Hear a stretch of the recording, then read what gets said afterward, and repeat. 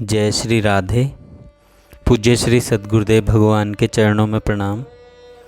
आज पूज्य श्री सेठ जयदयाल गोयंदका जी कहते हैं,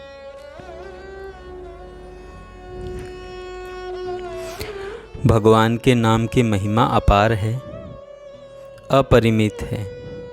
वाणी के द्वारा उसकी महिमा स्वयं भगवान भी नहीं बता सकते, तब दूसरा तो बतलाएगा ही क्या।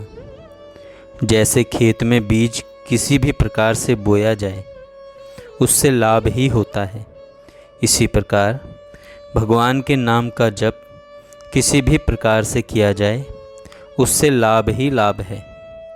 श्रीमद् भागवत में बतलाया है, सांकेत्यम परिहास्यम वा स्तोभम हेलनमेव वा। महापुरुष जानते हैं कि चाहे पुत्र आदि के संकेत से हो, हंसी से हो, गीत के आलाप के रूप से हो, या अवहेलना या अवज्ञा से हो, वैकुंठ भगवान का नाम उच्चारण संपूर्ण पापों का नाश करने वाला है। जो मनुष्य ऊंचे स्थान से गिरते समय मार्ग में पैर फिसल जाने पर, चोट लग जाने पर, सांप आदि द्वारा डसे जाने पर, बुखार से तपते होने पर, अथवा युद्ध में घायल होने पर या विवश होकर भी भगवान श्री हरि का नाम जपता है या श्री हरि इतना ही कहता है, वह नरक आदि किसी भी यातना को नहीं प्राप्त होता। फिर यदि नाम का जप मन से किया जाए तो उसकी बात ही क्या है, क्योंकि मानसिक जप की विशेष महिमा बतलाई गई है। श्री मनु जी कहते हैं, विधि यज्ञ से उच्चारण करके किया हुआ जप यज्ञ 10 गुना श्रेष्ठ है और उपांशु 100 गुना श्रेष्ठ है, तथा मानस जप 1000 गुना श्रेष्ठ है। नाम की महिमा सभी युगों में है, किंतु इस कलयुग में तो इसकी महिमा और भी विशेष है। वेद व्यास जी महाराज कहते हैं, सतयुग में ध्यान करने से, त्रेता में यज्ञों का अनुष्ठान करने से, द्वापर में पूजा करने से जो फल प्राप्त होता है, वही फल कलयुग में केवल श्री केशव के कीर्तन से मनुष्य प्राप्त कर लेता है। नाम का जप यदि ध्यान सहित किया जाए तो सारे विघ्नों का नाश होकर आत्मा का उद्धार हो जाता है। आत्मा का उद्धार हो जाता है। भगवान के नाम का जप और उसके अर्थ की भावना यानी स्वरूप का चिंतन करना चाहिए। ऐसा करने से संपूर्ण विघ्नों का नाश और परमात्मा की प्राप्ति भी होती है। श्री भगवान के अनेक नाम हैं, उनमें से किसी भी नाम का जप किसी भी काल में किसी भी निमित्त से कैसे भी क्यों न किया जाए, वह परम कल्याण करने वाला है। यदि भगवान के नाम का जप गुण, प्रभाव, तत्व, रहस्य और अर्थ को समझकर श्रद्धा भक्ति पूर्वक निष्काम भाव से निरंतर किया जाए, तब तो तत्काल ही परमात्मा की प्राप्ति हो जाती है। क्योंकि भगवान के भजन के प्रभाव से साधक को भगवान के स्वरूप का यथार्थ ज्ञान हो जाता है, जिससे भगवान की प्राप्ति होती है। भगवान ने गीता जी में कहा है, तेषां सतत युक्तानां भजतां प्रीतिपूर्वकं ददामि बुद्धि योगम तम येन मामुपयांति ते। उन निरंतर मेरे ध्यान आदि में लगे हुए और प्रेम पूर्वक भजने वाले भक्तों को मैं वह तत्व ज्ञान रूप योग देता हूँ, जिससे वे मुझको ही प्राप्त होते हैं। श्री भगवान बाहर भीतर सब जगह व्याप्त हैं और परिपूर्ण हैं, किंतु अज्ञान के कारण हमें नहीं दिखते।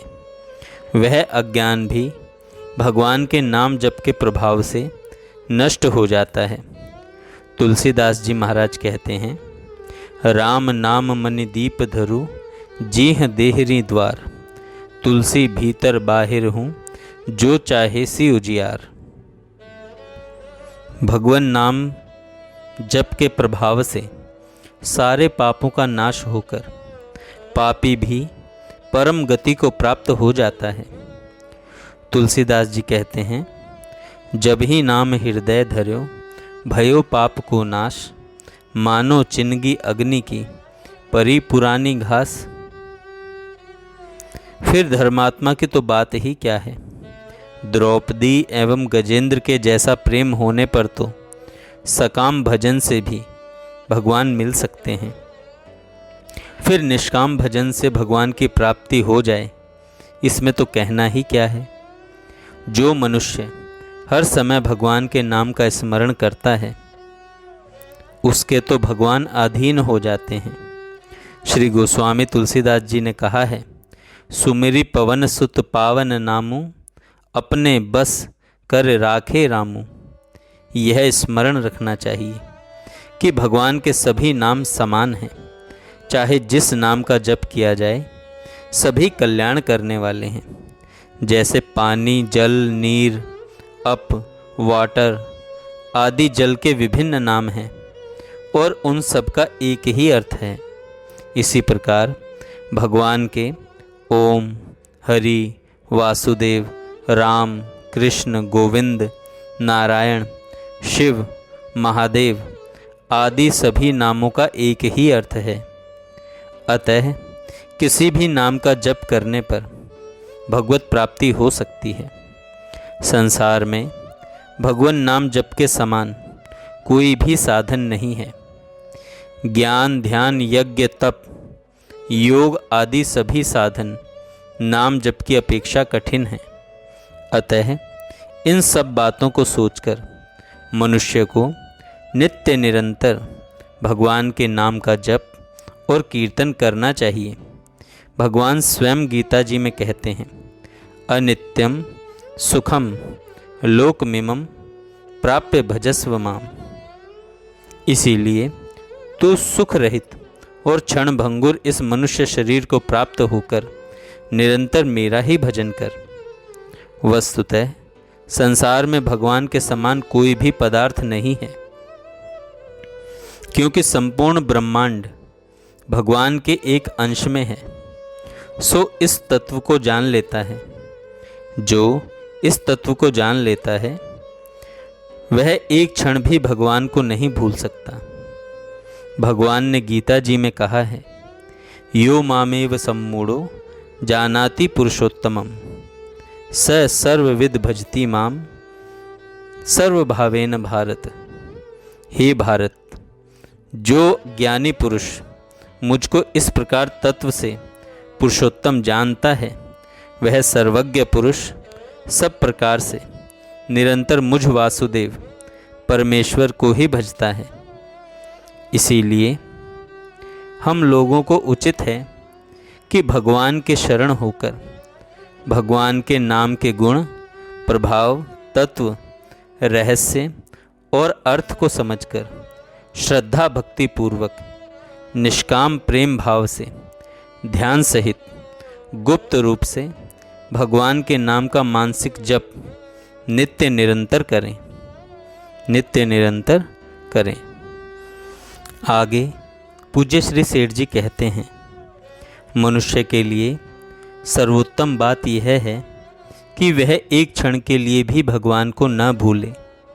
जो मनुष्य यह नियम ले लेता है कि मैं एक क्षण के लिए भी भगवान को नहीं भूलूंगा और उसका पालन भी करता है, उसको इसी जन्म में भगवान की प्राप्ति होने में तनिक भी संदेह के लिए स्थान नहीं है। भगवान ने गीता जी में कहा है, अनन्य चेता सततम यो माम स्मृति नित्यशः तस्या अहम सुलभ पार्थ नित्य युक्तस्य योगिना। हे अर्जुन, जो पुरुष मुझ में अनन्य चित्त होकर सदा ही निरंतर मुझ पुरुषोत्तम को स्मरण करता है, उस नित्य निरंतर मुझ में युक्त हुए योगी के लिए मैं सुलभ हूँ, अर्थात उसे सहज ही प्राप्त हो जाता हूँ। भगवान की इस घोषणा पर विश्वास करके यह निश्चय कर लेना चाहिए कि इसी क्षण से मृत्यु पर्यंत मैं जानबूझकर भगवान को नहीं भूलूंगा, जानबूझकर भगवान को नहीं भूलूंगा। ऐसा निश्चय सच्चा होने पर भगवान उसमें सहायता करते हैं और अंत में उस भक्त की इच्छा पूर्ण करते हैं। कभी कुछ भूल भी हो जाती है तो भगवान उसे क्षमा कर देते हैं। यदि कोई कहे कि 18 घंटे तो मनुष्य भगवान का स्मरण कर सकता है, परंतु सोने के समय 6 घंटे उनका स्मरण करना उसके वश की बात नहीं है, तो इसके लिए यह नियम है कि जागृत अवस्था में मनुष्य जो काम करता है, स्वप्न में उसका मन प्रायः उसी की स्मृति में लीन रहता है। ऐसा देखने में आया है कि जागृत अवस्था में निरंतर भगवान को स्मरण रखते हैं, स्वप्न में भी उन्हीं भगवान की ही स्मृति रहती है। इतना ही नहीं, जो सोने के समय कुछ समय पूर्व ही भगवान का स्मरण करते हैं और स्मरण के बीच में निद्राग्रस्त हो जाते हैं, उन्हें भी प्रायः भगवद विषयक ही स्वप्न आते रहते हैं। अतएव यह चेष्टा रखनी चाहिए कि होश रहते हुए भगवान का स्मरण न छूटे। जानबूझकर भगवान को एक क्षण के लिए भी नहीं भूलना चाहिए, क्योंकि जिस क्षण हमने भगवान को भुलाया तथा मन को पशु पक्षी कीट पतंग मनुष्य देवता आदि के चिंतन में लगाया और संयोग से उसी क्षण प्राण छूट गए, तो हमारे चिंतन के अनुसार हमें पशु पक्षी आदि की योनि ही प्राप्त होगी। भगवान ने कहा है, यम यम वापि स्मरण भावम त्यजत्यन्ते कलेवरम। हे कुंती पुत्र अर्जुन, यह मनुष्य अंत काल में जिस जिस भी भाव को स्मरण करता है और शरीर त्याग करता है, उसको ही प्राप्त होता है, क्योंकि वह सदा उसी भाव से भावित रहता है। यह मानव की कितनी बड़ी हानि है। मानव जीवन की दुर्लभता पर विचार करने से इस हानि की भयानकता का कुछ अनुमान हो सकता है। 84 लाख योनियों में भटकता भटकता जीव जब अत्यंत दुखित हो जाता है, तब भगवान विशेष कृपा करके उसे मानव देह प्रदान करते हैं कि कबहुक करी करुणा नर देही देत ईश बिन हेतु सनेही। ऐसा दुर्लभ मानव जीवन व्यर्थ न जाए, इसके लिए भगवान उपाय बतलाते हैं। तस्मात् सर्वेषु कालेषु माम नुस्मर युद्ध च। इसलिए हे अर्जुन, तू सब समय में निरंतर मेरा स्मरण कर और युद्ध भी कर। इस प्रकार मुझ में अर्पण किए हुए मन बुद्धि से युक्त होकर तू निस्संदेह मुझको ही प्राप्त होगा, मुझको ही प्राप्त होगा। भगवान ने स्मरण की बात मुख्य रूप से कही है, युद्ध करने की गौण रूप से। इससे यह स्पष्ट है कि भगवान का स्मरण एक क्षण के लिए भी न छूटे, अन्यथा मानव जीवन व्यर्थ सिद्ध हो सकता है। जो मनुष्य भगवान में अपने मन को लगा देते हैं, उनको निश्चय ही भगवान की प्राप्ति होती है। भगवान कहते हैं गीता जी में, तेषां सतत युक्तानां भजतां प्रीतिपूर्वकं ददामि बुद्धि योगम तम येन मामुपयांति ते मामुपयांति ते। उन निरंतर मेरे ध्यान में लगे हुए और प्रेम पूर्वक भजने वाले भक्तों को मैं वह तत्व ज्ञान रूप योग देता हूँ जिससे वे मुझको ही प्राप्त होते हैं। भगवान जब इतना विश्वस्त आश्वासन देते हैं, तब फिर हमारे मन बुद्धि और क्या काम आएंगे। बुद्धि को भगवान में लगा देना है कि परमात्मा सब जगह समान भाव से और विज्ञान आनंद रूप से विराजमान है।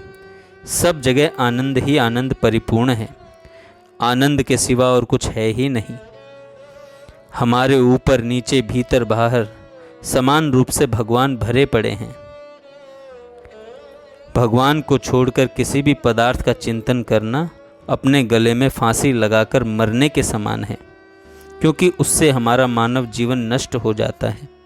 मूल्यवान से मूल्यवान पदार्थ का चिंतन भी हमें भगवान की प्राप्ति नहीं करा सकता। इसलिए बड़ी तत्परतापूर्वक ऐसा अभ्यास डालना चाहिए कि भगवान को छोड़कर मन और किसी पदार्थ के चिंतन में लगे ही नहीं। समय बड़ा मूल्यवान है। जय श्री राधे। जय श्री राधे। पूज्य श्री सद्गुरुदेव भगवान के चरणों